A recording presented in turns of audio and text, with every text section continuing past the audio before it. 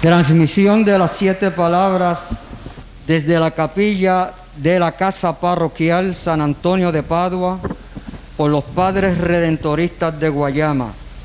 Buenas tardes, hermanos que nos escuchan, reunidos en el calor del hogar familiar que nos conduce a la paz y tranquilidad que propicia el acontecimiento del Viernes Santo, día en que recordamos el sacrificio del Hijo de Dios en la cruz y las 7 palabras que pronunció antes de entregar su vida por la humanidad.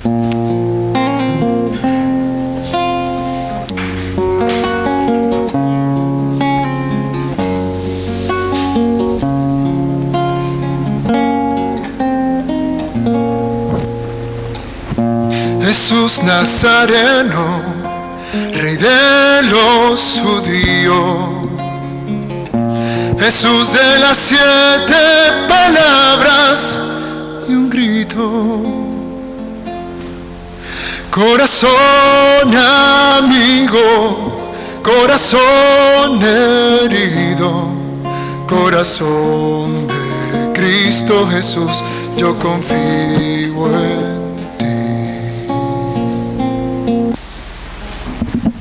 Primera palabra, hay que retirarse a la autoridad,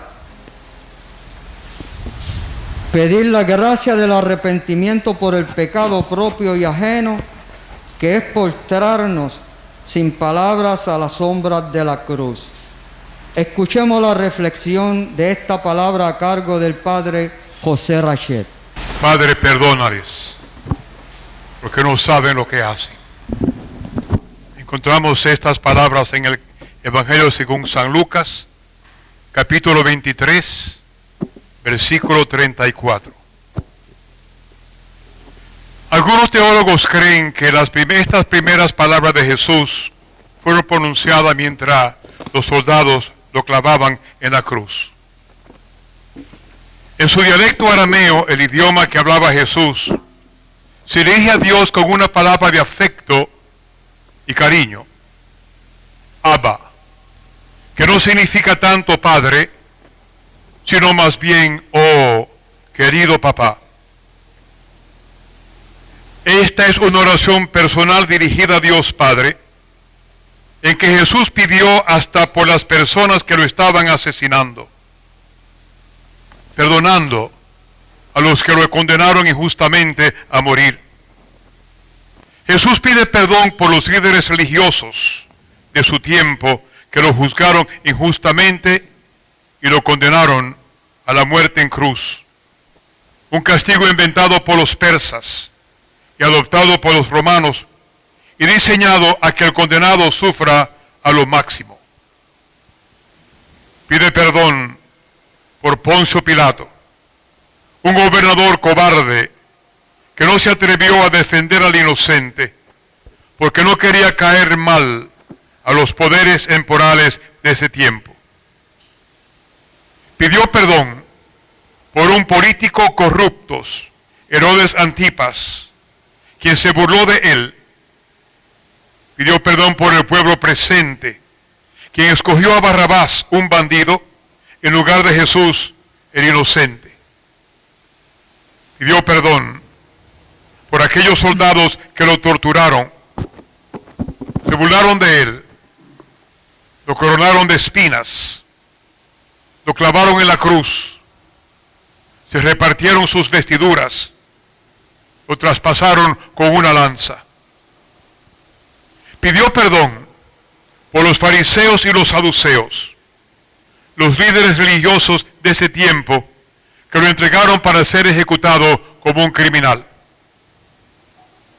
Si Judas Iscariote le hubiera pedido perdón, hoy tendríamos una 8ª palabra dirigida a Judas: yo te perdono, porque Jesús estaba dispuesto a perdonarlo.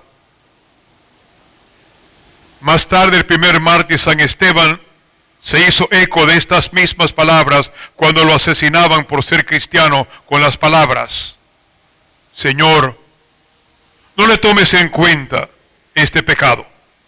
Lo leemos en Hechos, capítulo 7, versículo 60. Así murió en México durante la persecución de la iglesia en 1927 el beato Padre Miguel Pro, pidiendo de rodillas a Dios que perdonase a los que le condenaron y lo iban a ejecutar. Santa María Goretti pedía a Dios que perdonara a Alejandro, su asesino, en 1902, poco antes de cumplir sus 12 años de edad. Y es que Jesús es Salvador, Redentor, Perdonador. Él es el Cordero de Dios que quite el pecado del mundo, como decimos en las misas y en las celebraciones de la palabra antes de la comunión. Lo que hacemos es hacernos eco de las palabras de Juan Bautista que la vemos en el Evangelio según San Juan, capítulo 1, versículo 29. Sus enemigos buscaron de qué acusarlo, y con lo único que pudieron salir fue que él se juntaba con los pecadores y comía con ellos, como leemos en Lucas 15, 2, y lo sigue haciendo. Perdonó a la mujer adúltera, Evangelio según San Juan capítulo 8, y nos presentó los ejemplos de la oveja perdida, Lucas 15, 3 al 7. La moneda perdida, Lucas 15, 8 al 10. El hijo pródigo, Lucas 15, 11 al 31. Todo esto para ayudarnos a entender su misericordia, su bondad, su capacidad y disponibilidad de perdonar. El mismo Jesús que es Salvador, Redentor y Perdonador, nos sigue perdonando hoy en día. Nos sigue ofreciendo su reconciliación y su paz. De manera que no importa el pecado que hayamos cometido, si volvemos a Él arrepentidos y con propósito de cambiar de vida, Él no solo puede perdonarnos, sino que Él quiere hacerlo. Él es el perdonador, siempre dispuesto a ofrecernos su reconciliación. Él es nuestro Dios misericordioso que instituyó el sacramento de la reconciliación cristiana, de manera que por medio de la confesión podamos experimentar esa paz y tranquilidad que nos da el reconciliarnos con Dios y con el hermano y la hermana. Hoy en día, en que celebramos el gran amor que nos tiene, que lo llevó a entregar su vida por nosotros, Jesús nos recuerda que está siempre dispuesto a brindarnos ese perdón. Desde su cruz, Jesús nos extiende sus brazos para darnos un abrazo de reconciliación y de paz. Nos dice que siempre está dispuesto a perdonar las blasfemias que se cometen contra Él y contra su querida madre, la Virgen María. Que siempre está dispuesto a perdonar los crímenes que a diario se cometen en Puerto Rico. Que quiere perdonar las infidelidades que cometemos, las injusticias que se llevan a cabo contra el pobre y el necesitado. Que quiere perdonar esos pecados de abuso del poder, de explotación. Que quiere perdonar las veces que personas han ido a los espiritistas y a los brujos poniendo más confianza en esas personas que en Dios. Que quiere perdonar a las personas que han asistido a cultos satánicos. Que quiere perdonar los abusos que hemos cometido contra la vida. Los abortos. Abusos de personas enfermas, envejecidas o con impedimentos físicos o mentales. Es decir, personas vulnerables. Que Él quiere y puede perdonar todos nuestros pecados, pero nos exige arrepentimiento de ellos y que hagamos el propósito de cambiar nuestra vida. Ese legado de su perdón nos lo dejó a punto de morir, aunque una y otra vez nos lo repetía durante su vida. Pero no es menos cierto que nuestro bondadoso Jesús nos dice que nos ha dado el ejemplo para que así como Él actuó, nosotros también actuemos.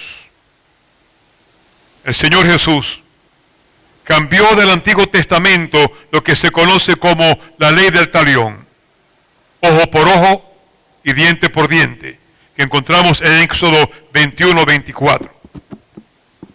¿Acaso no es cierto que todavía estamos viviendo esa mentalidad del Antiguo Testamento?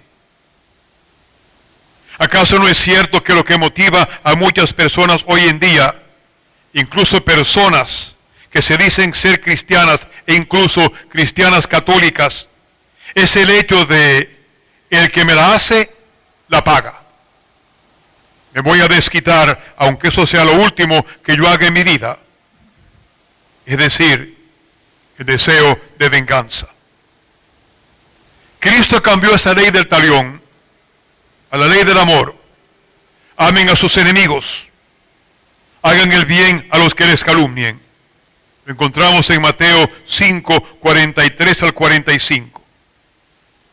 El Padre nuestro, le pedimos a Dios que nos perdone de la misma manera que nosotros perdonamos.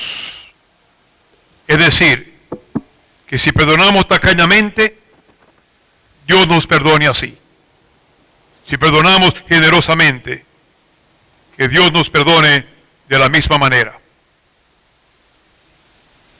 Qué bien decía San Francisco de Asís en esa oración que tantas veces hemos escuchado y quizás tantas veces hemos orado. Que yo ponga amor donde hay odio, perdón donde hay rencor. El mismo Señor una y otra vez nos habló de la necesidad y la obligación que tenemos nosotros de perdonar al que nos ofende. En una de sus parábolas nos dice Jesús: miserable, cuando me suplicaste, te perdoné aquella deuda. ¿No era tu deber tener compasión de tu compañero como yo la tuve de ti? Mateo 19:33. El Señor nos pedirá cuentas de cómo nos comportamos con los demás, especialmente con los que nos ofenden. En una ocasión, San Pedro le preguntó al Señor cuántas veces tenía que perdonar. La respuesta de Jesús fue que no podía haber límites a ese perdón. Mateo 18, 21 al 22. ¿A quién estamos nosotros llamados a perdonar? A toda persona que nos ofenda. El marido está llamado a perdonar a su esposa y la esposa a su marido. Si en estos momentos se están escuchando, hay algo que le ha llevado a no hablarse por poco o mucho tiempo, no importa. No se levanten de sus asientos sin reconciliarse, sin perdonarse, sin darse su abrazo de reconciliación y su beso aunque estamos en cuarentena. O por lo menos que las palabras de perdón salgan honestamente de sus corazones. Ninguna ofensa puede ser más seria o más importante que su felicidad. Y no hay manera que puedan vivir felices si viven con rencor. Padres y madres, perdonen a sus hijos. Es realmente triste ver a un padre o una madre que rehúsa hablarles a sus hijos. Es posible que tus hijos te hayan herido por una razón u otra, pero justifique esa ofensa rehusar dirigirles la palabra. Hijos, perdonen a sus padres.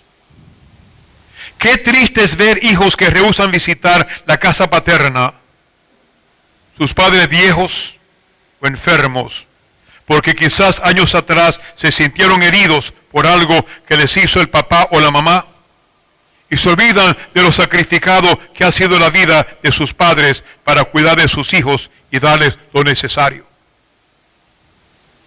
Hermanos, hijos e hijas de los mismos padres, perdónense.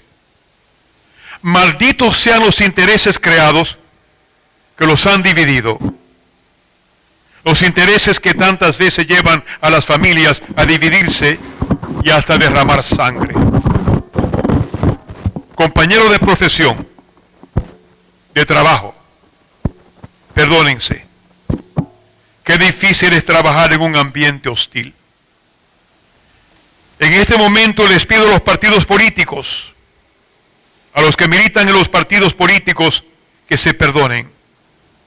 Que no hagan de la política partidista fuente de división en Puerto Rico. Que no la conviertan en politiquería. Que lleven a cabo una política de altura, digna de un pueblo cristiano. Que le pongan énfasis a lo que les une, buscar el bienestar del pueblo y no a lo que les divide. Les pido en nombre de Jesús crucificado, que derramó su sangre para salvarnos, ese Jesús que nos enseñó que todos somos hermanos y hermanas, que haya respeto los unos por los otros. No quiero terminar esta reflexión sin dirigirme a lo que estamos nosotros viviendo en Puerto Rico y en el mundo entero en estos momentos. Una situación muy difícil.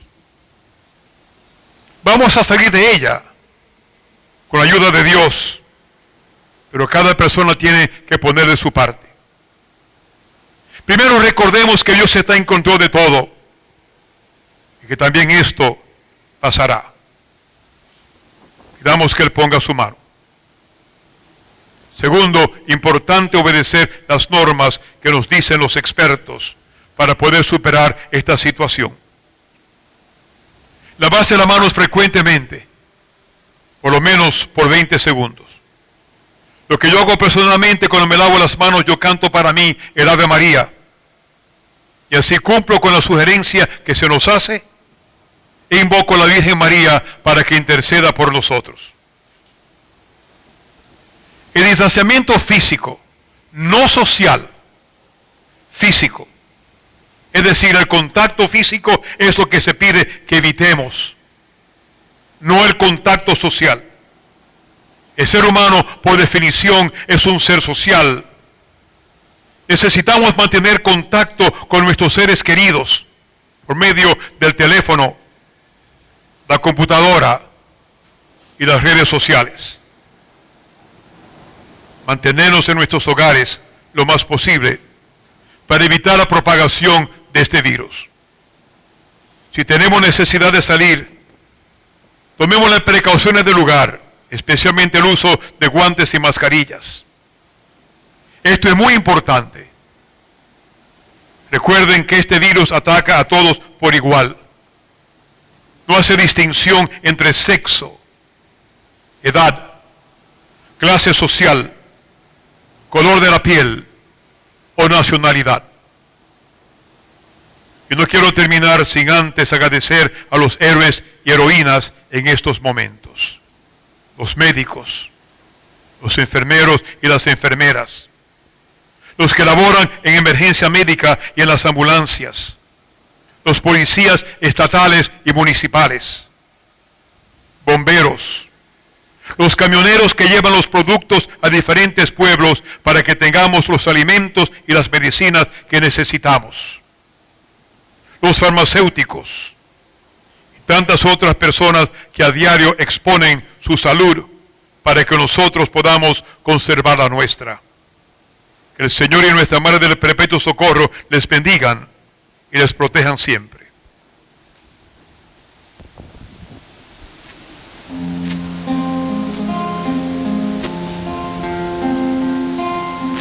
Perdona a tu pueblo, Señor. Perdona a tu pueblo, Señor. Perdona a tu pueblo, Señor. Perdona a tu pueblo, perdónale, Señor. No estés eternamente enojado. No estés eternamente enojado. No estés eternamente enojado. Perdona a tu pueblo, perdónale, Señor.